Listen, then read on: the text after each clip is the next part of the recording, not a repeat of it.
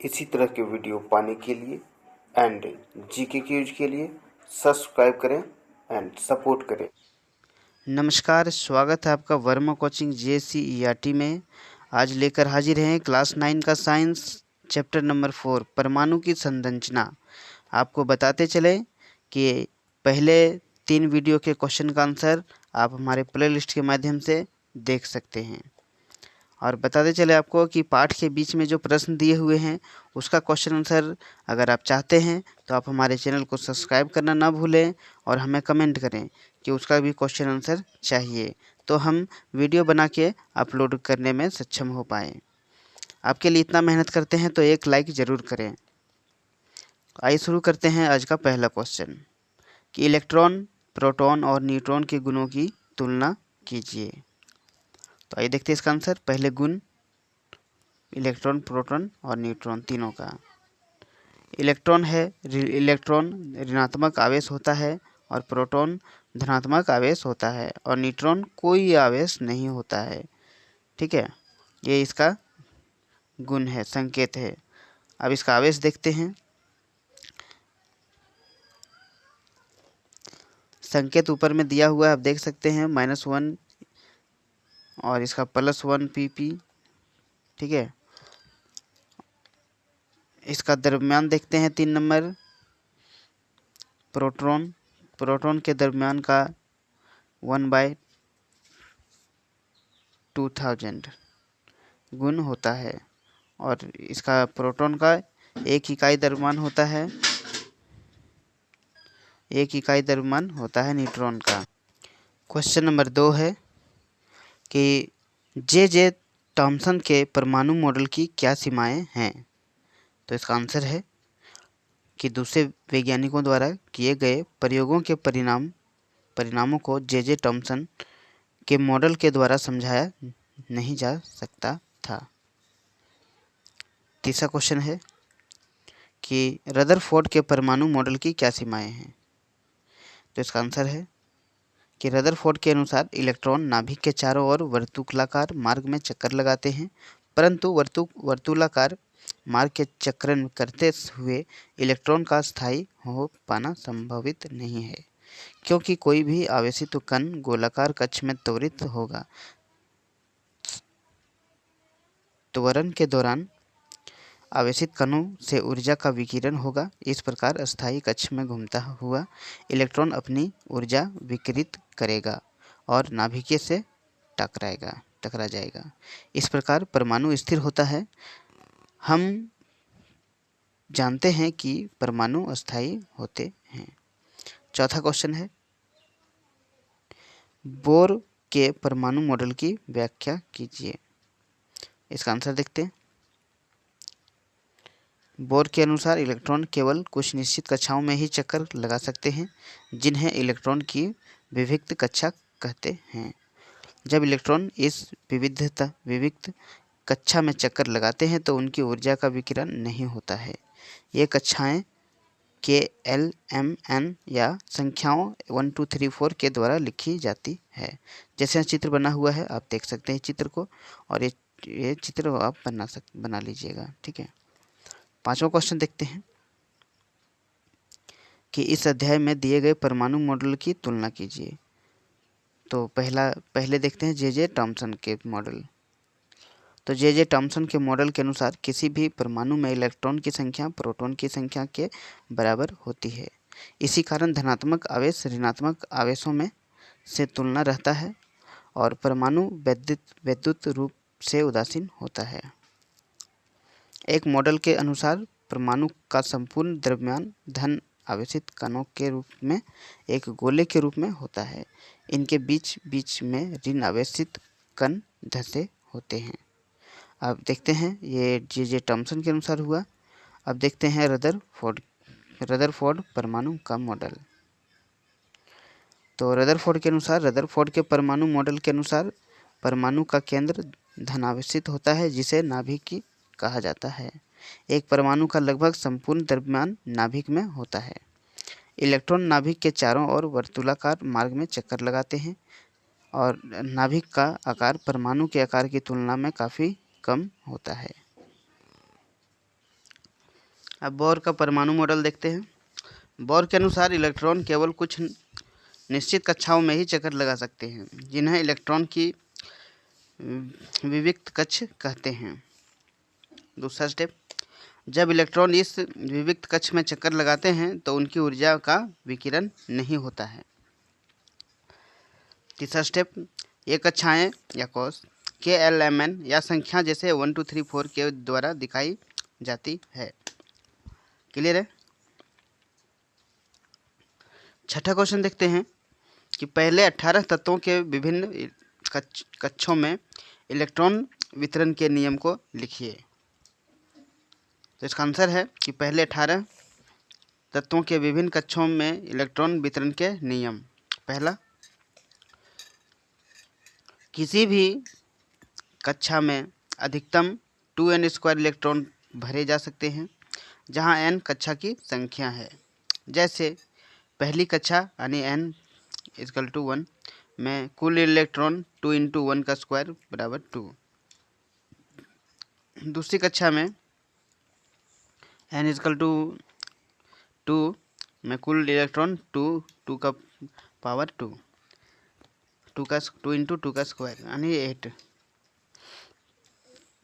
अगला, परमाणु की बाह्यतम कक्षा में से अधिक इलेक्ट्रॉन नहीं रह सकते। जैसे आप इस सारणी को उतार लेंगे, ठीक है।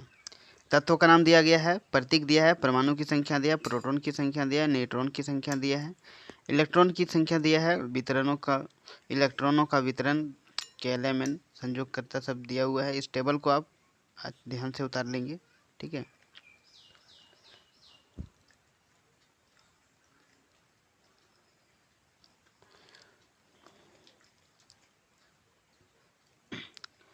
देखते हैं क्वेश्चन नंबर 7 का। सिलिकॉन और ऑक्सीजन का उदाहरण लेते हुए संयोगकर्ता की परिभाषा दीजिए। तो उत्तर है इसका, किसी परमाणु की संयोगकर्ता उसके बाह्यतम कोश में से इलेक्ट्रॉनों के लेन देन अथवा साझा करने वाले इलेक्ट्रॉनों की संख्या के बराबर होती है। इलेक्ट्रॉनों के लेन देन अथवा साझा होने के कारण बाह्यतम कोश में इलेक्ट्रॉनों की संख्या 8 होती है और यह कोश पूर्ण हो जाता है। जैसे सिलिकॉन की परमाणु संख्या 14, इलेक्ट्रॉन विन्यास 284। अतः बाह्य कक्षा में 8 इलेक्ट्रॉन पूरे करने के लिए सिलिकॉन को 4 इलेक्ट्रॉनों को साझा करना पड़ता है, इसीलिए इसकी संयोगकर्ता 4 है। ऑक्सीजन की परमाणु संख्या 8 है, इलेक्ट्रॉन विन्यास 26। अतः बाह्य कोण में 8 इलेक्ट्रॉन को पूरे करने के लिए ऑक्सीजन परमाणु या तो 2 इलेक्ट्रॉन लेता है या किसी और परमाणु के साथ 2 इलेक्ट्रॉनों का साझा करता है, इसीलिए इसे संयोगकर्ता 2 है।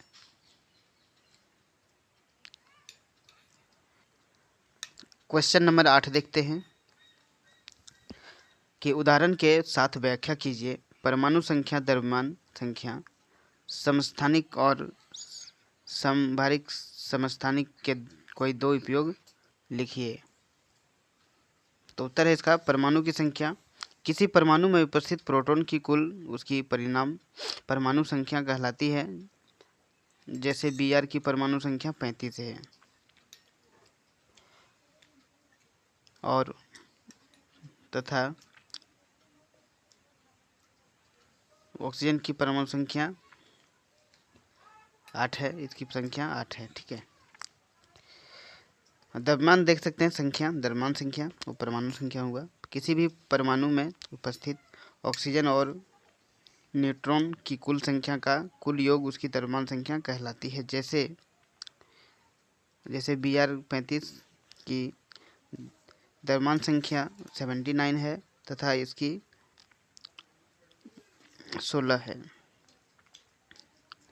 समस्थानिक का देख सकते हैं, एक ही तत्व के परमाणु जिनकी परमाणु की संख्या समान लेकिन द्रव्यमान भिन्न संख्या अलग होती है, समस्थानिक कहलाते हैं। जैसे C और C यानी समस्थानिक के कार्बन के समस्थानिक। समभारिक देख सकते हैं, अलग अलग तत्वों के परमाणु जिनकी द्रव्यमान संख्या समान लेकिन परमाणु संख्या अलग है संभरिक संख्या कहलाते हैं। जैसे कैल्शियम का 20 और आर्गन का 18 संभारिक है। समस्थानिकों के उपयोग देख सकते हैं आप। यूरेनियम के एक समस्थानिक यानी U235 का उपयोग परमाणु भट्टी में ईंधन के रूप में किया जाता है। दूसरा, कैंसर के उपचार में कोबाल्ट का समस्थानिक उपयोग किया जाता है। घेंघा रोग इलाज में आयोडीन के समस्थानिक का उपयोग किया जाता है। ये क्वेश्चन नंबर 8 का हुआ। 9 का देखते हैं। Na+ के पूरी तरह से भरे हुए K एवं L कोष होते हैं, व्याख्या कीजिए। तो इसका आंसर है कि सोडियम की परमाणु संख्या 11 होती है। इसका इलेक्ट्रॉन विन्यास 281 होता है। जब सोडियम अपने बाह्य कोष से इलेक्ट्रॉन खो देता है तो इसके ऊपर एक इकाई धनात्मक आवेश आ जाता है जिसे सोडियम आयन Na+ कहते हैं। सोडियम का इलेक्ट्रॉन विन्यास 28 होता है जिसमें दोनों के K और L पूर्ण रूप से भरे होते हैं। क्लियर है। 10वां नंबर का क्वेश्चन देखते हैं कि अगर ब्रोमीन परमाणु 2 समस्थानिकों यानी ब्रोमीन का 2 समस्थानिकों के रूप में है तो ब्रोमीन परमाणु का औसत परमाणु द्रव्यमान की गणना कीजिए। देख सकते हैं ब्रोमीन परमाणु का औसत परमाणु द्रव्यमान 79 का 49.7% प्लस 81 का 50.3%। इसका परसेंट निकालेंगे हम तो टोटल 80.006 आएगी। ठीक है। अतः ब्रोमीन परमाणु का औसत द्रव्यमान 0.01 यूनिट है। आइए क्वेश्चन नंबर 11 देखते हैं। एक तत्व X का परमाणु द्रव्यमान 16.2 U है तो इसके किसी एक नमूने में समस्थानिक X और X का 8 का प्रतिशत क्या होगा। तो उत्तर देखते हैं इसका। माना तत्व X के नमूने में समस्थानिक X 8 का प्रतिशत K है। इसलिए तत्व X के नमूने में समस्थानिक X का प्रतिशत 8 का प्रतिशत 100 - K है। ठीक है। प्रश्न से जो बोला गया है कि तत्व X का औसत परमाणु द्रव्यमान 16 का K% प्लस 18 का 100 - K%। तो इसको हल करेंगे तो इसका हो जाएगा टोटल। देख सकते हैं, इसको देख के आप हल कर लेंगे। K बराबर 90 हो जाएगा। अतः तत्वों के नमूने में समस्थानिक X8 और 90% का X8 का परसेंट 10% होगा। ठीक है। ये न्यू बुक का क्वेश्चन का आंसर है, पुराना बुक नहीं है। ठीक है। Same to same question answer आपको मिल जाएगा। चैनल पर नए हैं तो चैनल को सब्सक्राइब करना ना भूलें, वीडियो को लाइक करें, हमें सपोर्ट करें। आगे देखते हैं क्वेश्चन नंबर 12। यदि तत्व का Z बराबर 3 हो तो तत्व की संयोजकता क्या होगी। तत्व का भी नाम लिखिए। तो उत्तर है इसका कि Z परमाणु संख्या प्रतीक है, अतः परमाणु संख्या बराबर 3, इलेक्ट्रॉन विन्यास बराबर 2 1 है, इसीलिए संयोजकर्ता 1 है। तत्व का नाम लिथियम है। ठीक है। इसका परमाणु संख्या 3 है। प्रश्न 13 है कि 2 परमाणु स्पीशीज के केंद्रक का संगठन नीचे दिया गया है। प्रोटॉन का X 6 है, इसका Y 6 है।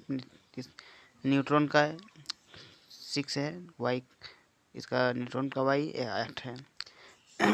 X और Y द्रव्यमान संख्या ज्ञात की, ऐसे दोनों स्पीशीज में क्या संबंध है। उत्तर है इसका X का द्रव्यमान, X की द्रव्यमान संख्या 6 + 6 है और तो 12 यूनिट हो गया। वाई का 6 8 है तो ये 14 यूनिट हो गया। अतः एक्स और वाई दोनों स्पीशीज कार्बन के समस्थानिक है। 13 नंबर का क्वेश्चन आंसर हुआ पूरा।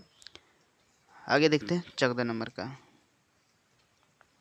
14 नंबर क्वेश्चन का आंसर है, क्वेश्चन है कि निम्नलिखित वक्तव्यों में गलत के लिए एफ और सही के लिए टी लिखें। तो जे थॉमसन ने यह प्रस्तावित किया था कि परमाणु के केंद्रक में केवल न्यूक्लियस होते हैं। ये गलत है, ये नहीं किया था।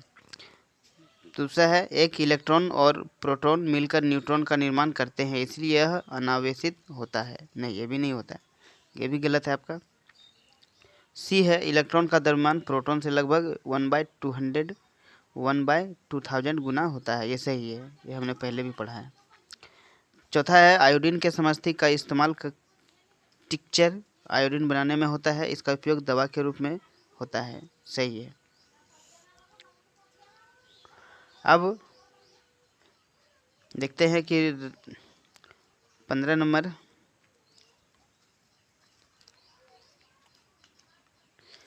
सही टिक लगाना है। रदरफोर्ड का अल्फा कण प्रकीर्णन प्रयोग किसकी खोजकर्ता के लिए उत्तरदायी था? तो यह परमाणु केंद्रक का है। किसका है? परमाणु केंद्रक।